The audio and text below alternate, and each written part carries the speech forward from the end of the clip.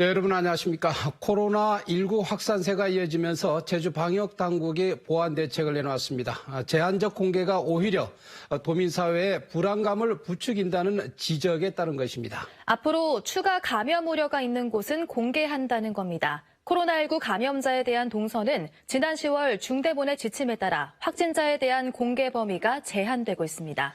네, 개인정보 보호가 가장 큰 이유인데 문제는 당국의 제한된 공개로 제2, 제3의 불안감이 확산되고 있다는 것입니다. 조창범 기자가 보도합니다.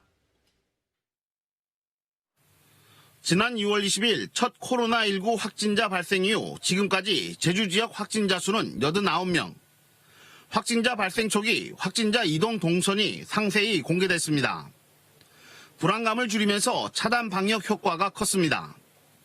반면 지난달 제주에서 코로나19 확진자가 늘어나고 제주를 다녀간 확진자가 급격히 증가했지만 이동 동선은 거의 공개되지 않았습니다.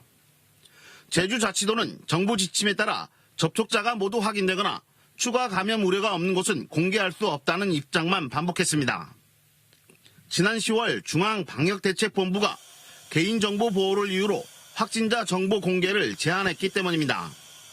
하지만 지역 사회 감염까지 발생하면서 도민들의 불안감과 불만이 커졌습니다.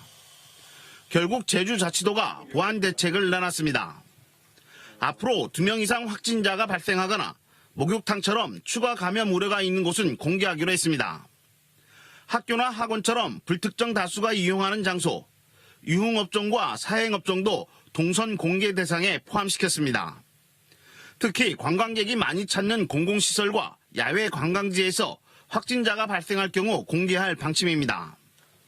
동선 공개 범위는 확대하면서 자영업 점포는 피해가 발생하지 않도록 최대한 공개 대상에서 제외시킨 겁니다. 비공개 동선인 경우에 백브리핑을 통해서 그 사유를 설명해 드리도록 하겠습니다. 확진자 이동 경로를 조금이나마 더 자세히 전달받을 수 있게 되면서 도민들의 불안감도 줄게 됐습니다. 동선을 공개하는 것은 확실히 바람직하다고 생각은 하는데 그래도 정책적으로 그 공개된 점주들을 위해서는 제도 마련이 필요하다고 생각합니다. 제주형 코로나19 확진자 동선 공개 기준이 마련되면서 지역 경제 피해는 줄이면서 차단 방역 효과는 높일 수 있게 됐습니다. JIBS 조창범입니다.